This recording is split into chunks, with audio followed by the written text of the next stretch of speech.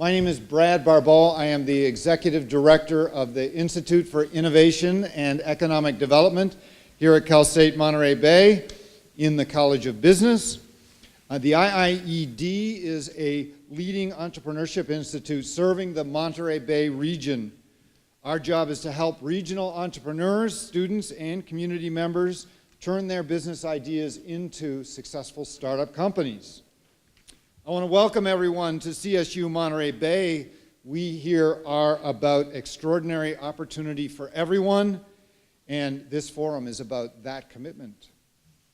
Women in tech and women in STEM fields, or the lack of women in those fields, has been much in the news over the past couple of years. Over my lifetime, which goes back a ways these days, the conversation has shifted from, if you believe this, when I was the age of students today, the question was, should women work? Or are they taking good jobs away from men? Yes, it was that conversation. The current question, though, is about, do women have equal access and equal opportunity and equal rewards in the marketplace? Are workplaces open and accessible to women, welcoming of women, supportive places for women? Curiously, the data show that women are better represented in corporate management and in corporate boardrooms than they are in most tech companies, which is really interesting. We, as a nation, face a rapidly changing workplace in which many current jobs and careers are disappearing due to the advent and progress of artificial intelligence, which was the topic of an ethics forum in this very room the past spring. We have workplaces in which we, as a society and as individual businesses, will succeed only if we employ both men and women working successfully and productively together. Women who aspire to enter and be successful in emerging fields like AgTech and tech, where the careers of today and tomorrow demand the skills and abilities that they have or that they could have. The current reality in many cases is a workplace in which women feel unwelcome, unwanted, and unappreciated as professionals.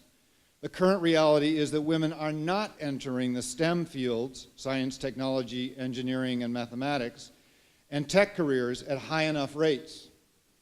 But what if? What if we provided the support and encouragement for women to enter and succeed in developing STEM skills? What if we created learning places and workplaces where women feel wanted and supported? What if we help them learn and develop the skills, knowledge, and success strategies to succeed in those learning places and workplaces? So today we will hear from 3 panels of successful people, largely women, who will address these issues, the challenges and opportunities for women in ag tech, and technology. Through sharing their experiences and stories, they will help us look at how we can be successful. Through seeing how they overcame personal and professional barriers, we will see how we can succeed and what we must do to prepare ourselves for success. And at the end of the day, we will all benefit, men and women. This is the promise for working to include women, to include everyone, in inviting, engaging, and challenging but rewarding workplaces.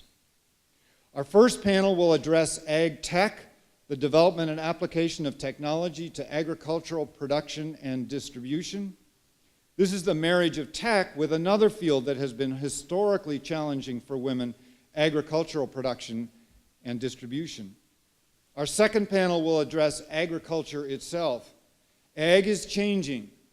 The field labor that has been the backbone of agricultural production is going away.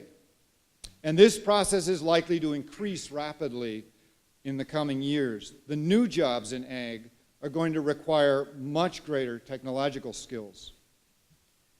Then our third panel will address tech directly, the businesses and workplaces that are developing the innovations that will be the foundations of our economy in this 21st century.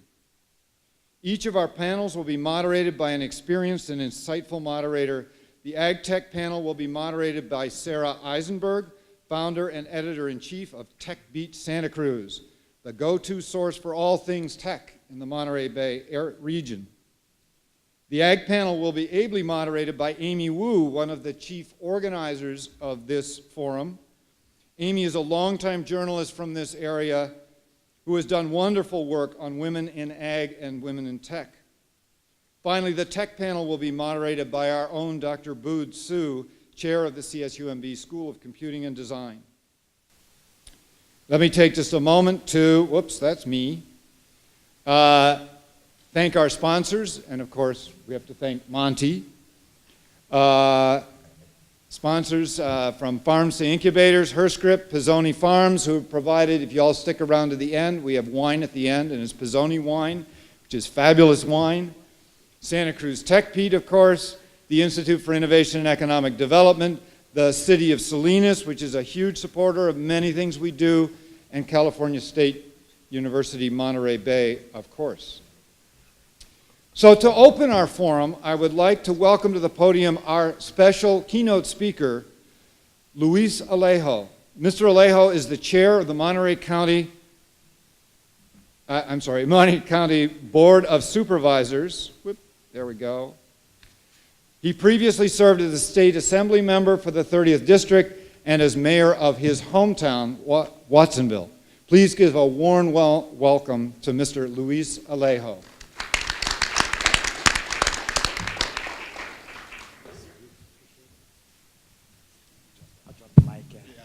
Got to drop the mic a little bit. Well, thank you everybody for coming today and joining us for this special event. As the chair of the Monterey County Board of Supervisors, and on behalf of my colleagues, we first want to thank CSU Monterey Bay, and Dr. Eduardo Ochoa, Professor Brad Barbeau, and certainly journalist Amy Wu for hosting this important forum on women in agricultural and AgTech entrepreneurship. And certainly I always love coming to this wonderful campus that we have here in the Monterey Bay area. Next month, our nation celebrates Women's History Month. And throughout our county history, we have had some amazing stories of women right here in Monterey County who have been trailblazers in their professions, including in government, education, civil rights, the arts, business, labor, medicine, and agriculture. From the early days of the Ohlone Indian peoples here in the Monterey Bay area to the Mexican California women landowners like Maria Antonia Pico de Castro, who Castroville is named after, to Julia Pfeiffer Burns, who now we have a state park named after in Big Sur, to the present day.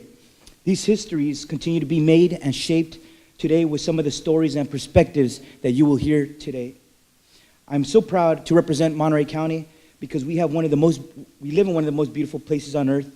We have a beautiful coastline, and we have some of the richest agricultural lands in the world. It's no wonder why here locally we have the strawberry capital of the world, the artichoke capital, the garlic capital, and the salad bowl in the world right here in our own backyard. In addition, Wine Spectator magazine put Monterey County on the top 10 places to visit for some spectacular wines.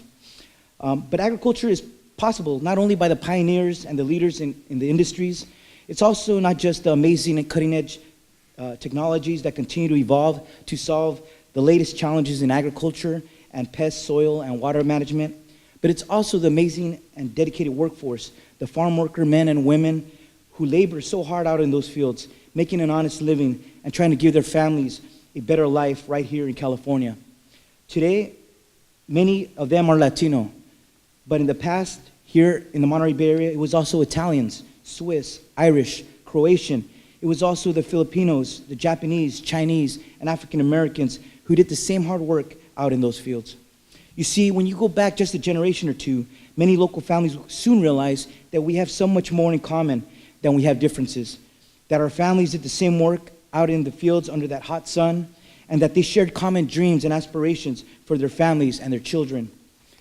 My own family came here in the 1950s as migrant farm workers during the Bracero program here to Monterey County in the city of Soledad. My grandmother, Margarita Alejo, who was also a pioneer in my book, never had a chance to go to school at all in Mexico and started working as a housemaid at the age of 12. But she too, like many other immigrant families, ended up coming to California and worked so hard both in Monterey and Santa Cruz counties, contributing to our great state but also working hard to give her family a better life and making sure that each of her children finish their high school education. I stand here today because of those immigrant dreams that grew, rose, and prospered out of agriculture. And to close, I just want to commend all these amazing women leaders today who continue to contribute and keep Monterey County on the cutting edge of agriculture and business. And at the same time, they're writing a new chapter in California history. And they're also helping fulfill their own dreams and also the dreams of so many others along the way. Monterey County salutes you, and we thank you for being our California shining examples of exemplary leadership in agriculture and business. Thank you very much, y muchas gracias.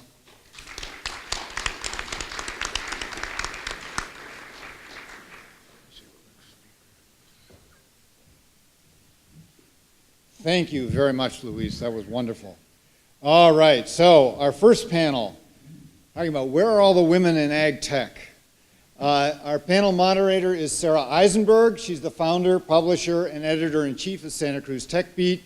As I said, the go-to source for all things tech in the Monterey Bay region. Am I getting your jingle right? Excellent. Thank you, Sarah. It's all yours. Thank you. Is the mic on? Can you hear me? Okay, good. So thank you for the introduction, Brad. So of course I want you all to know about TechBeat before I do the panel. So go to santacruztechbeat.com and you can sign up for the weekly news digest. This is especially great for anybody who wants to know what's going on in the Central Coast in tech, but it's also great for students who want to know about jobs and events and professionals and educators and anyone. So my background, though, is not journalism at all. I started out in tech with a degree in computer science from UC Santa Cruz. And after that, I worked in the software industry for 20 years as working at companies, and then became a consultant. And I started Santa Cruz Tech Beat in 2013, so it's almost been 5 years. One of the things I get to do in my job, in my role as the publisher of Santa Cruz Tech Beat, is I get to notice trends, or I do notice trends. For example, there's a biotech hub, a genomics biotech hub in Santa Cruz, and it's connected, it's probably there because UC Santa Cruz has a genomics institute. So there's a hub there that formed. There's also a transportation tech hub with electronic bicycles and electronic motorcycles and skateboards and even novel aircraft. So that's another hub. But the emerging hub that's happening in the Central Coast that we're talking about today is AgTech. We have in our region AgTech startups, meetups, other events. We have Western Growers Center for Innovation and Technology in Salinas. And last I checked, they had 52 startups that had gone through that. There's the AgTech Summit. There's Thrive Accelerator. There's the AgTech Summit in Hartnell, which is coming up in March, and the Forbes AgTech Summit in Salinas in June. So AgTech is really important in this region, and that's why we're talking about it today. So I'd like to introduce my panelists, and because you have their bios written in the packet you got, I'm going to give you a short version so that we can dive into the questions. First, raise your hand. I'm not going in order necessarily. Lei Vong is the founder of Red Melon Company based in Davis. Red Melon produces an oil extract from the gac fruit, or red melon, using a non-solvent method as a dietary additive to improve health and vision. She can tell us more about that. Pam Marone is CEO and founder of Marone Bio Innovations, a NASDAQ-listed company based in Davis. The company develops bio-based products for pest management and plant health. Dima Tamini is the CEO and founder of Giving Garden and Caneberry. Giving Garden is focused on building local food and gardening communities with the help of technology, and Caneberry is her consulting company focused on helping new food and ag ventures launch and grow. And down at the end, we have Ray Corpus, who is the city manager of Salinas. Ray has been a key leader in branding Salinas as a global ag tech hub. And here I just want to mention the best summary I've ever read about the rebranding of Salinas is an article published in the International Economic Development Council's journal, IEDC, and the article came out of Ray's office by one of the people, Andrew Myrick, who works for Ray. It's called How Salinas Went from the Salad Bowl of the World to Global AgTech Hub. And if you want to find it, Santa Cruz Tech Beat published a link to it on January 9th, and I mentioned that in case you have to search on it, but you can search on How Salinas Went from Salad Bowl to Global AgTech Hub and find it. But that is such a great article that really tells so much of what happened in this region towards bringing AgTech to the forefront. So let us dive in to the questions. First, I'm going to go through each person. We can just go down the row and tell us a bit about yourself. So let's start with Pam. And I grew up on a mini farm in southern Connecticut, a long way from here.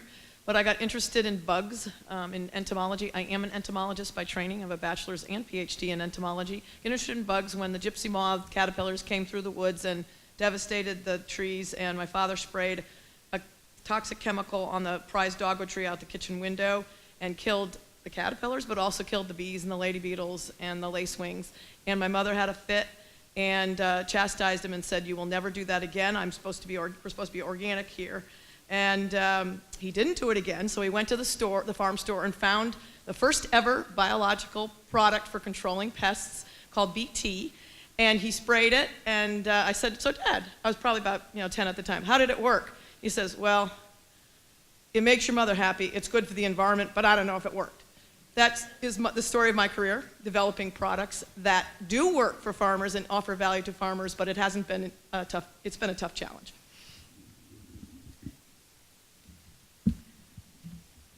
So I grew up in Vietnam during the war and witnessed firsthand the cost of malnutrition. Came here in 1975, right after the war. When it's ended, went to school.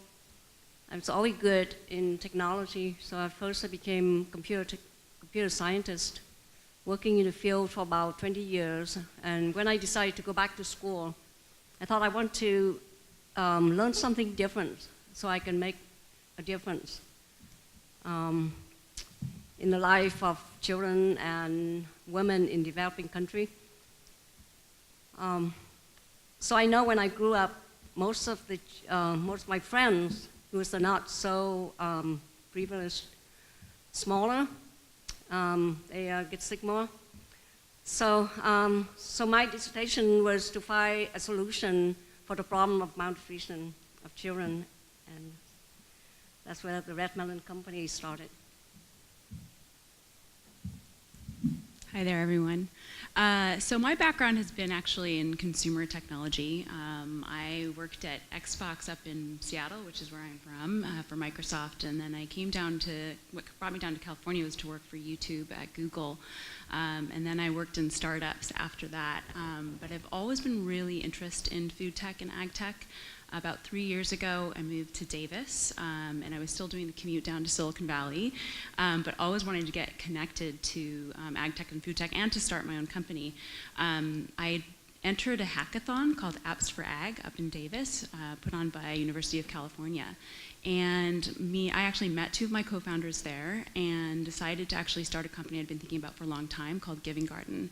And we work in the space of helping people figure out what to grow based on their microclimate and also share extra produce.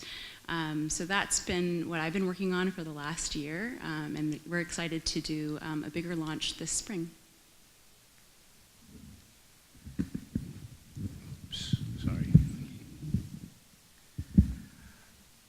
My name is Ray Corpus, and I've been the city manager for the city of Salinas for the last 6 years. 6.5 years prior to that, the city manager of Seaside, California, and almost 14 years as the city manager of Tacoma, Washington. So, what does the city manager do? They manage the city. They're the administrator, they're the chief executive. They're the ones that get all the blame, and and the mayor and the council get all the credit for all the good things. That's what I do. But the most fun I have is in economic development. So every city I've worked in, the priority for me has been, how do you increase the value of the economics of your community? How do you increase the wealth, the income, and the quality of life? So since 2012, I've been on this journey as our #1 priority is AgTech in Salinas. Thank you. So, next question, which has several questions to it. And by the way, because Ray doesn't have a company per se, he's a city manager, just modify the question so that instead of your company, you're talking about Salinas, or managing the city, or bringing AgTech out of Salinas. What compelling real-life problem were you or are you trying to solve by starting your company? Did the solution exist, and thus the challenge was to market it? That is, the science and tech existed, but the solution was not available? Or was there no solution and you had to invent or develop it? Well, agriculture has long been dominated with chemical pesticides, but that's changing because there's a lot of regulations around pesticides, and we have to produce food more sustainably than we have in the past. So I saw, based on my growing up, that there was an opportunity to find products that could work as well as chemicals, but were biologically based and were more biodegradable, but could offer yields and quality that were competitive with chemicals. So it has been a tough challenge, both technically and as an entrepreneur, but we are succeeding. The biological segment is the fastest growing segment of ag inputs, and growers are adopting these products because there's a lot of organic growth of the organic segment, organic food, organic acres, as well as conventional growers incorporating these products into conventional programs because they do give better yields and quality. So I spent my career hunting for microorganisms and extracts of plants that could be applied to crops and increase yield, and we are doing it, and now this is a hot area.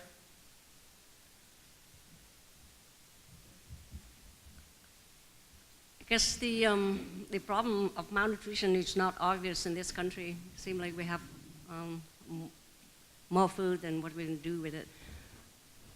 But still, I think in the back of my mind, whether or not we use the food efficiently and also doing it in a way that would not cause more damage for the environment and the consumers, always in the back of my mind. And there's a way to do that. So I guess the strength of the company, my company, is in the process that extracted out the carotenoids, which is the vitamin A, without using any solvent. So there's no solvent in the process, no solvent into the environment, and there's no any toxic chemical for consumers. So I guess I mentioned about the solution that we try to solve here. So that's the vitamin A deficiency and anemia.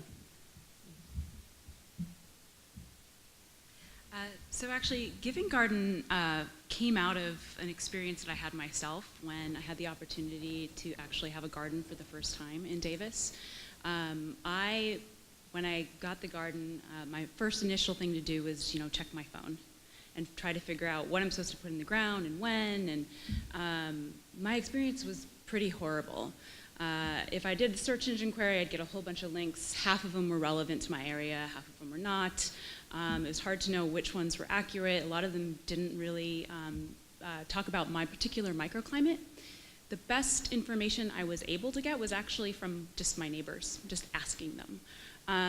And there seemed to me like even the apps, they didn't know my location. They could easily just see my location.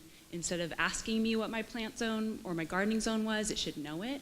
And so to me, it felt like an area that just needed to be innovated, and that crowdsourced information from your local community could actually help you in an app figure out what to grow and give you alerts. And so I was looking for an app like that. And the other issue that I experienced as an early gardener was I had way too much zucchini. So I had just tons of zucchini, and yet I had neighbors who had lemons, and I needed lemons. And I hated the idea of wasting food. And I really wanted to figure out a way that one could just put their produce up on a marketplace, and if people needed it, they could get it. And if others had lemons, I could get their lemons. So we were really building on those two issues, getting microclimate information about what one should grow in their area, learning from your neighbors, and then also being able to share produce with your neighbors. So that's what we're building with Giving Garden. So for my company, the City of Salinas, back in 2012, we were still coming out of the recession. And about May of that year, we lost 1,000 jobs from a major employer. So the city council said, well, you need to fix this somehow. You need to create more jobs. You need to have a sustainable economic strategy. So we did a plan, and we looked at our strengths and weaknesses, and lo and behold, of course, we were the salad bowl of the world, right? And we hadn't taken much advantage of that. So how do you take a $4 billion industry, a $9 billion economic value, and how do you leverage that into more jobs and increase your quality of life in the city of Salinas, right? So we looked at ag and technology and the merge or the intersection of that. We thought that technology and innovation would actually be disruptive enough to help increase the yield, the supply of food, and create additional jobs for the future. Thank you. So what do you think the next set of problems that AgTech startups will need to focus on in the next 3 to 5 years? There are so many problems to solve. This is the most innovative and exciting time to be in agriculture. There's 8 jobs for every one applicant, so it's really a great place for young people to go because there are jobs. But there are many problems still to solve. Improved soil health, food waste, labor efficiency, water efficiency, fertilizer use efficiency, nitrate runoff, better pest management, better pest and disease monitoring and prediction, and so forth. So if you want to be an entrepreneur in ag right now, there are so many problems still. Oh gosh, I forgot, invasive species, you name it, Asian citrus psyllid, spotted winged Drosophila, and many others. Well, I cannot speak for all this AgTech startup. But the problem I see as in the Red Melon Company as an AgTech startup is funding. So that's one problem. And finding, I guess, good employee is still another one. I mean, in terms of the science or the technology, AgTech is interesting because it's combined different areas. You have chemistry and computer science and some area of environmental science. But to me, find somebody who actually interested in this niche still, I think, challenge. Well, Pam mentioned a lot of them, but 2 of the areas that I'm particularly interested in that I think definitely need innovation are food waste and indoor ag. And those are the 2 I will talk about, and actually one other if I have time. So You do have time. Okay. We're just doing such a good job of staying on time. Okay, good. We have a we timekeeper, can so. we can actually. Yeah, food waste to me is just a really crazy problem that we have in this country. I believe the statistic is that 40% of the food that we produce gets wasted. And yet we have food insecurity across our country. So there are people who don't have enough healthful food to eat, and yet food's being wasted. This summer, I had the opportunity to do something called gleaning, where I went and actually picked a whole bunch of tomatoes that would have been thrown away. And one of the things that, it was an amazing experience. I got to make a ton of tomato sauce. But it was a sad experience as well, because when I looked around, we weren't making a dent in what was being wasted. So I don't know how to solve that problem, but distribution and thinking about ways of timing things better for farmers would be an area that I think could use a lot of innovation. I also think the indoor ag is a really interesting space right now because of the fact that it doesn't deplete soil. I also think it could be good for labor in terms of bringing in people who have both a plant science background, but also a data science and computer background, since it requires all of that. So indoor ag is really interesting to me. And then the last area that I think is less of necessarily ag tech, but more food tech, is around alternative proteins. So moving away from cows and ranching. I mean, we still have that, but I do think it's interesting what's going on in the insect space. I know that we're not quite ready as a society to start eating insects, but it can be used for animal feed, and that is an interesting place, I think, that could be innovated. So I think in developing ag tech as a priority for our economic platform at Salinas, there are really 4 areas we take a look at in terms of how to develop the total ecosystem, what we call the ag tech ecosystem. So part of that is workforce development, which is important. We have a partnership with Hartnell School to look at ag tech and agriculture jobs in the future and now. Second is the area of access to capital, because a lot of new entrepreneurs need startup money and they need investments in order to make their products really flourish and have a sustainable business model. The third is the development of entrepreneurials. It's easy to say you have an idea and you want to create a business, right?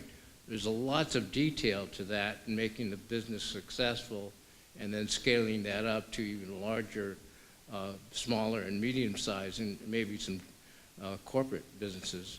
So those are the 4 areas, 3 areas. And then on top of that, what we're trying to do in Salinas is make sure we're branding that ag tech platform. So like at the last Forbes conference, Steve Forbes came and said, and he was quoted in the paper as saying, well, Salinas now is the epicenter of ag tech in the world. So not a bad moniker to have. So we use that to brand not only Salinas, but the whole area. Thank you. So we're doing such a good job. I'm just going to mention to the timekeeper that for the next question, we could add a minute for each person. We're all A students here. Was there a transformative or aha moment in your life, which could be your childhood, your education, or your career, that inspired you to start your company? Or did the idea for your startup dawn on you over a period of time? And were there any lucky breaks or serendipity that helped you along the way? Sometimes a chance meeting with some individual, a conversation that you didn't plan on, can really make a difference. And so I'm just curious to hear the stories. Well, I am unusual in that this is my lifelong dream, in that from a little girl I wanted to do this. So pursued it without stopping. After graduate school, worked for a Monsanto company, and then screened microorganisms looking for natural products, and then moved to Davis and started 3 companies from there. So it's just something that I have to do, and so it was starting to, growing up where I did, and being inspired to do this and to continue to innovate in an area where innovation is needed and provide new products like this. And the other part of the question? Any lucky breaks or serendipity that happened along the way? I can't say that there has been. I've had some unlucky breaks. Unlucky breaks are also worth talking about. Maybe setbacks. Yeah, so I was actually taking my last company, AgriQuest, public right before 9/11. And then 9/11 happened. I was actually flying to New York, where our lawyers for the deal were in the South Tower. And that didn't happen. The markets shut, and one of our existing investors put money in at terms that wiped out my founder's stock. And when the company was later sold to Bayer 6 years later for almost $500 million, I got nothing from that. So a very important lesson there, which I said I wasn't going to repeat in this one, and I was going to make it up on this one.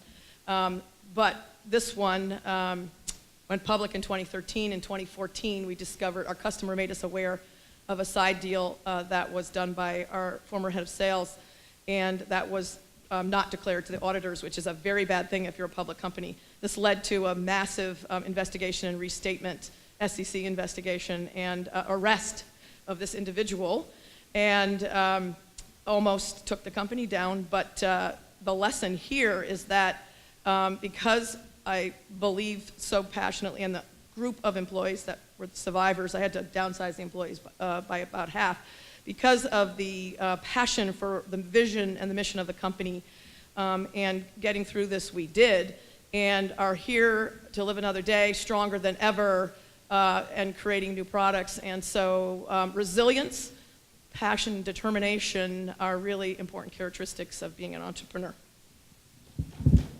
Thank you.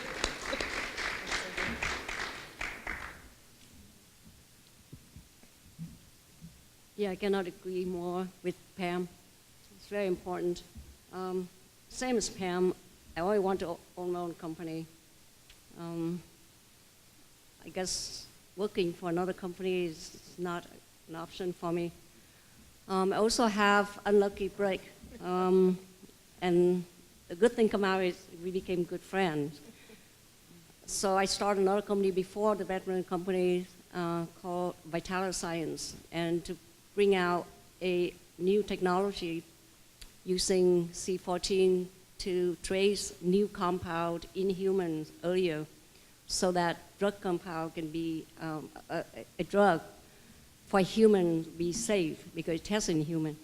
Now, I guess we were before our time, so, and pharmaceuticals are very well regulated and careful and take risk. So we spend a long time educating the public and pharmaceutical companies, and it's a huge barrier to cross. And also, I was not experienced with venture capitalists, and again, the company was taken over. I was pushed out, didn't get anything from my founder stock. So I learned a lesson, and again, we need to believe in what we're doing. I believe in what I'm doing. It's not an easy path to take. If you want to control your destiny, and so it takes persistence, courage, but I guess I don't have any other option. That's what I want to do. Well, I've always been an entrepreneur at heart, but unlike Pam, I didn't know exactly what I wanted to be an entrepreneur in. I have always been very interested in food. Growing up, I had business ideas probably every week. My mom makes amazing baklava. That was probably my first business idea. We should sell this everywhere. Everyone loves it. My next business idea was later when I made gelato professionally, and I thought, oh, if we could just have the best, freshest produce making the base of our gelato. So I'm going to get an organic farm, and I'm going to grow all that produce, and I'm going to just be the best provider to all the gelato makers. So these are all these ideas that I've kind of had throughout my career and kind of put them aside. But I've been thinking about being an entrepreneur for a long time, and it's just definitely that's probably why I worked at startups, was because I liked that kind of being able to have an idea and then actually push it and make it real. For me, with Giving Garden, there's been a couple of aha moments. There's the aha moment of discovering that there was this problem with gardening and sharing food. Like, that was an aha moment for me, to be able to download these apps and none of them knew my location. So that was one aha moment. But also for me, I had a couple of aha moments that had to do with sort of giving me, I guess these are more lucky moments, giving me the confidence to become the entrepreneur that I always wanted to be. Apps for Ag was one of those things. That's the hackathon I mentioned earlier. Entering that, I actually had not planned to compete. I had planned to just go and listen to other entrepreneurs talk about their ideas and maybe join a team or just get to know people in the ag tech and food tech space. But when I was there, actually, there were very, very few women in the audience, in the room at all, and actually there were no women presenting ideas. I, on a whim, decided to go up there and give a 5-minute talk about Giving Garden, this idea that I had not prepared, and with it, two engineers decided to join my 2-person team, and we actually won that hackathon, and that gave me a lot of confidence to actually take that step and start a company with my 3 other co-founders. But it's hard, and there are moments where I wonder, oh, am I doing the right thing? Should I be doing this? It can be kind of lonely as an entrepreneur. So another aha moment that recently happened for us is that we became semifinalists for a competition in Sacramento that's being put on by the Sacramento Kings. And being a semifinalist alone, who knows whether we will win, has given me more confidence to continue my work. So those moments are really important. It's not an easy road, but I would say if you're interested in this, surround yourself by people that help you realize that you're doing a good thing and that you should keep pushing through. So every day I have aha moments as a public servant. And I think the most important thing, though, in ag tech and the whole field, and it's a really growing field, was when I heard a presentation when I was doing my initial research way back when, that in order to feed the projected population of the world in 2050 or 2045, which would be about 9.5 billion people, we would have to double the food production we have produced over the last 10,000 years. A daunting challenge globally, right? Not just locally, but globally.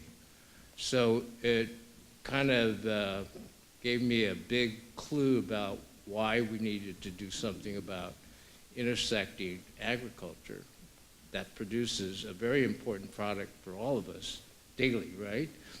Which is the food. And people want to know what the provenance of their food. Is it safe? Is it organic? Is it nutritious? How is it grown? Are there pesticides involved? So all of that was sort of the aha moment. So how do you make all that work? It's the second one. And I have sat in on many pitches when watching people like Dima come up and make their 5 or 10 minute pitch to change the world. And it's amazing what the kind of ideas that actually happen. And then to take all that research and then priority from a city government level and say, how do we apply that to make it work for our city and then also make it work regionally, nationally, and internationally. So that's the challenge we have, but it seems to be working. And it went from a very small idea to now one where the front page of the International Times was Salinas Valley meets Silicon Valley. So that's kind of, in a nutshell, what we're doing. Thank you. So for timekeeping, we can do the same thing again for the next question. So one of the elephants in the room, perhaps, is that agriculture and technology and ag tech are all male-dominated fields. And related to that or not, what is the one thing, or it could be a couple of things, that you've learned recently, say in the last several years, that you wish you had known earlier in your career? And I think we heard some of those stories from the unlucky breaks, but perhaps related to being a woman in your field, but also, and maybe for Ray, watching women in ag tech. Well, I'm a subject matter expert because I know my products inside and out, and I'm an entomologist by training and have a lot of other background in applied life science, applied ag sciences. So it's never been a problem talking to a grower about our products, or because of the subject matter credibility of my background. But working with investors, that's a different thing, and board members. And so that's when you start a company and you have investor board members and other board members. And as a woman, what I've finally learned, it took this long for over 30 years of my career, is to stop apologizing for being strong. I mean, how many times do you hear, "Oh, you're too strong"? And I'm going like, wait a minute, aren't male CEOs strong? Oh my God! So whenever I hear that, I dial back, and then I'll not make the proper decisions, because I will cave in too often because that other person is expecting me to be strong. So I'll say, okay, I'll dial it back, and then I'll let the person have their way, and then that leads to poor decision making. So I think that's really important for the young people in the room, that if you have the data, the facts behind you, and the logic to make your point, then if someone says, uses that strength against you, remember, that's a way to manipulate you to get what they want, not what you want. And that's a really important lesson. So our new tagline is, "Don't dial it back."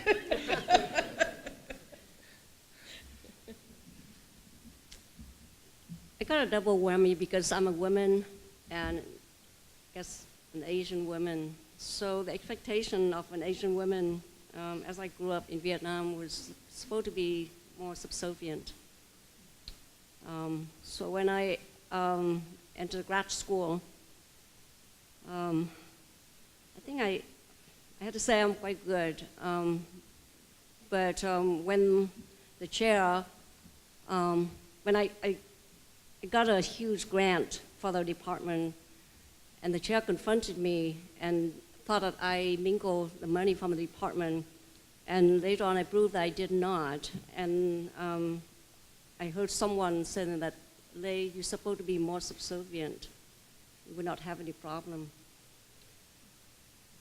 And when I tried to find a job in this area, in AgTech, and with an MBA and a PhD, I thought I would get it easy to get a job. And the question usually is, how would you handle the question in a meeting where you're the only woman and everybody else is a man? Would you feel comfortable? And I had to say, I used to say, I'm very uncomfortable. But I guess now I feel like I say, no, I feel okay. I think I can deal with it. There's no difference here. So I guess the lesson is, even though the field still, I guess somehow historically more male dominated, but that will change. If women are more interested in the field and be capable and showing that you're capable, then people will have a different perception.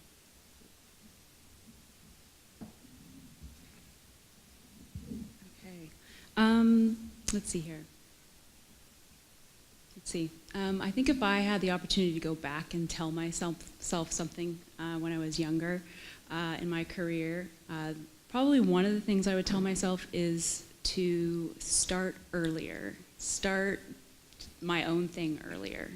When I got to Silicon Valley, coming from Seattle, some of the founders that I worked for were far younger than me, and they were men, and they had the confidence to just, they weren't even subject matter experts at all. They just like, oh, I have an idea, I'm going to do it.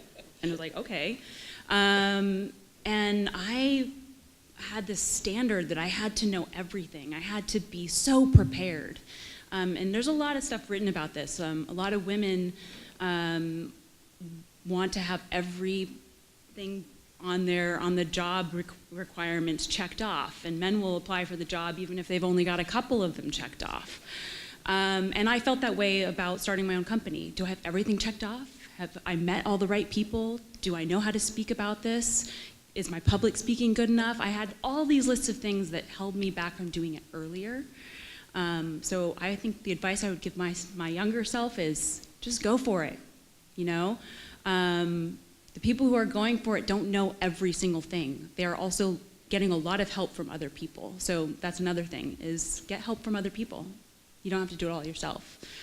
The other thing I would say, and this was from working in technology for a long time, I had someone once tell me before going into a meeting that I should put my man face on. And I would say, don't do that. Be yourself. I have found that every time I have tried in technology to try to act stronger or act not like myself, that has not worked in my favor.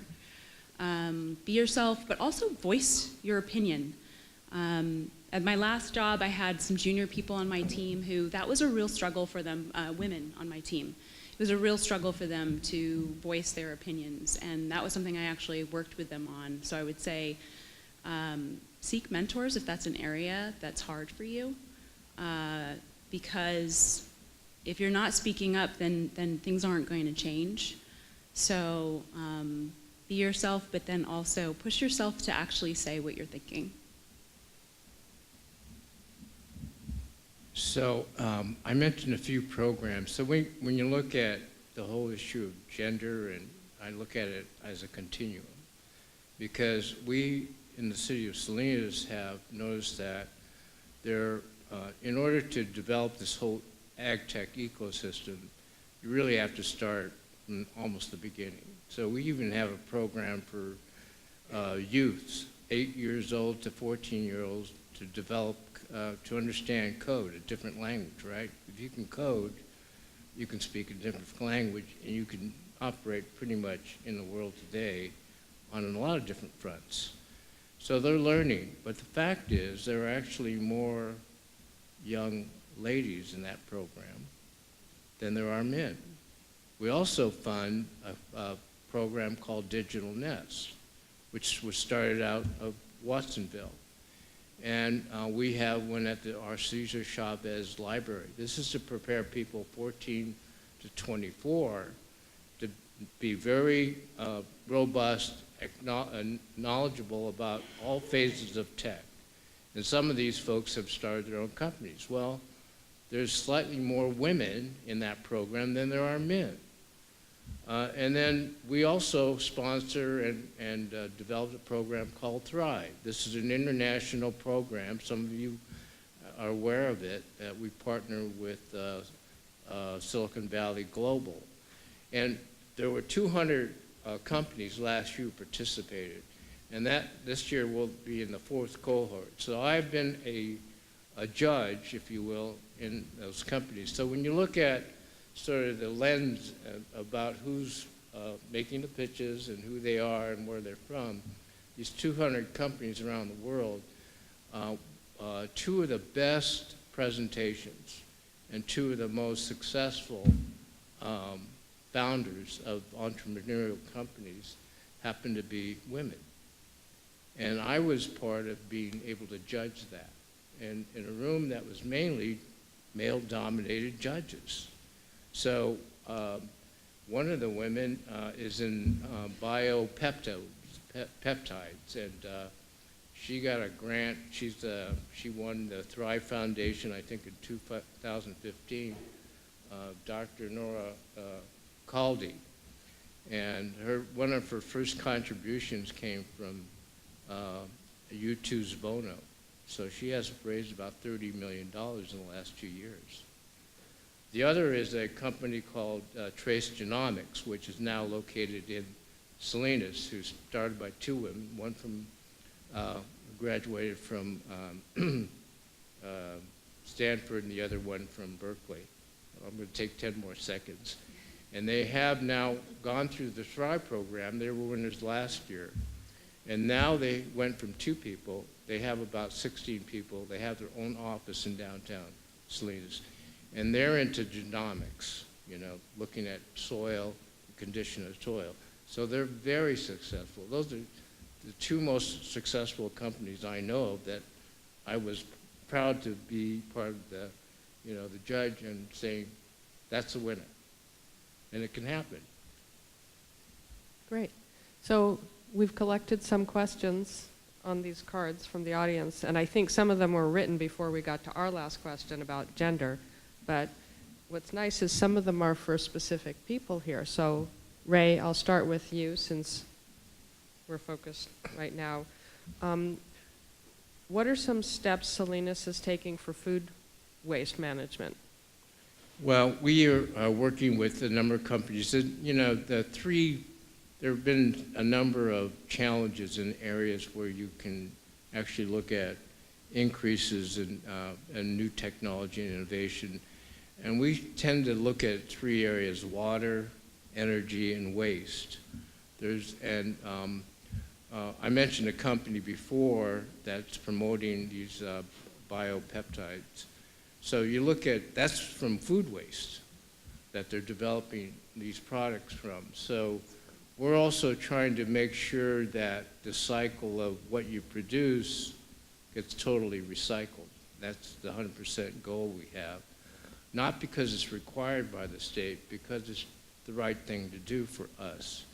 And we find out that there are different innovations that can work to reduce the waste and recycle the waste into more products. And that's where some of the new technology comes in. It's not just about robotics or the Internet of Things or drones or cellular agriculture.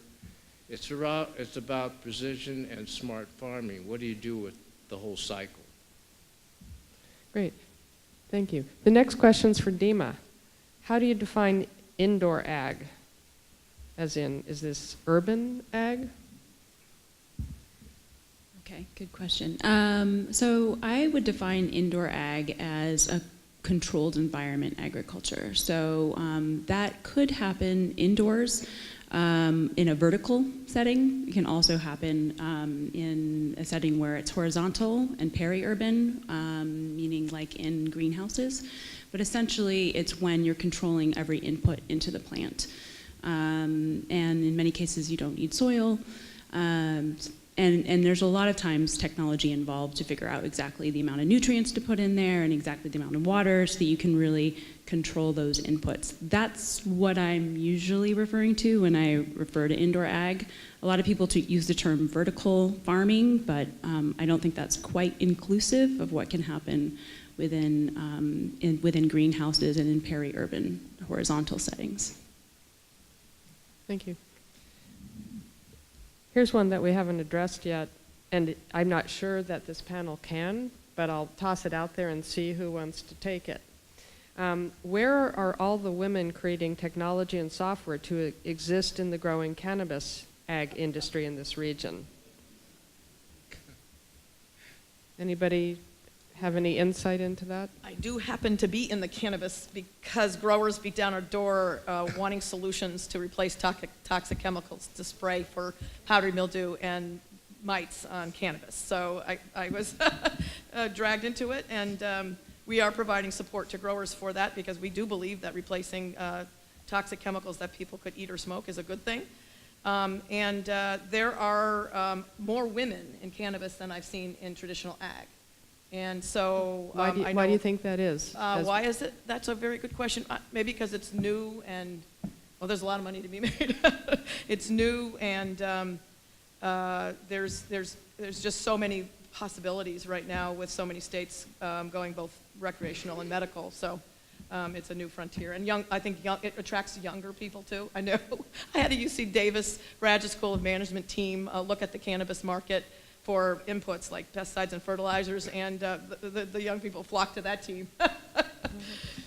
Anybody else want to comment? So it just happened that I was approached by the graphic artist on my company to help with his daughter who has a rare disease, and she's totally malnourished. And she's on pain killer, oxycodone. So using my process with the oil from the red melon, I then extracted out the nutrients from cannabis and that become I guess, something that she can use instead of using oxycodone. And so in a way, I think there is a way that we can apply the technology that been used in other crops for cannabis. And I'm glad that I think the growers and the regulatory agents are making cannabis become legal, and it helps both ways. So I was just going to comment a little bit. So I've actually seen what Pam has seen as well, is that there's more women working in cannabis than in most of AgTech. And I do think that perhaps the health benefits are a part of that, the sort of health and wellness side of it, and the medicinal side of it versus the recreational side. I think that's where a lot of the women are getting involved.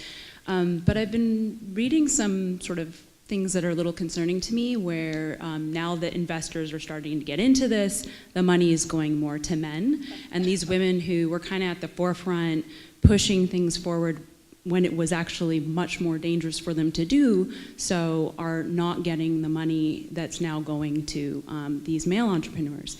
So I actually would love to see venture capital sort of clean up their act a little bit in this space, and see it as an opportunity. Well, let's make some women AgTech leaders and have it be in the cannabis space. The trend is not showing that way, but I'd love to see venture capital change that. Ray, do you want to comment, or Sure. you don't have to? The city of Salinas handed out about 20 permits for cannabis in six different types of businesses. And I would say right now it's hard to tell, but there is a good mix of women and men in these companies. So they have, some of them have actually been making presentations to our economic development manager. But there's not, in my opinion, I don't believe they actually own the companies. They may be part of the companies. And what needs to happen is the change has to come where they own the company, and they're the ones who make the decisions. So although they're involved, as I said, they're not, on paper, the owners. And we see the finances and who the board is made up of and who the workers are. That's all part of the application process. But it is as others have said, a growing field where there can be an opportunity. Thank you. So we have 5 minutes left for our panel, and this will probably be the last question, although it's for our female panelists, and then if there's time, I have one for Ray. And maybe I'll ask yours first. And these are just the real short version, half a minute or a minute. But for Ray, what can a CSUMB grad do to contribute to the Salinas AgTech ecosystem? So this is now for students, Right. or new grads. Right. So as I said, we have a workforce project that we're developing with Hartnell, and that's really looking at the jobs that will be here. And then we have some mentorships that are offsprings of our Thrive program. So if you're interested in starting up a business, we'd be happy to talk to you. Recent grads or grads that will be graduating actually, or potential grads, we like to offer what might be out there. That's why we're interested in the whole ecosystem, not just one part of it. And when you look at the whole system, systemically, there are many opportunities, and there's a lot of space. I mean, there's more than double the investment by venture capitalists in the nation, new capital, $700 million over the year before. So that's quite a figure, and so it's a growing field. Thanks. So maybe each person can weigh in on that, the three to my right. In a male gender dominated industry, how do you respond to and handle mansplaining? Maybe you have a quick vignette or just a few words of wisdom. Okay, well, I'm not sure if it's exactly mansplaining, but this might help with other situations kind of like mansplaining. But one tactic that I have found that was helpful when I was in the tech industry, this happened all the time. The other thing that happened was mansplaining, but also the other thing that happened all the time is Maybe you could define mansplaining briefly. It's a condescending way where you know what you're talking about and you're sort of talked over by a man explaining it to you as if you know nothing. So that's kind of in a summary. Yeah, but, good job. In addition to mansplaining, in technology, a lot of things that would happen also was you would have a great idea, you would present it, and there'd be no reaction. And then right after that, a man would say the same thing, and the whole room would be like, or the CEO would be like, that's a great idea. It's like, I just said that. So that happened all the time to me, and one of the things that I found was helpful was finding advocates within your team.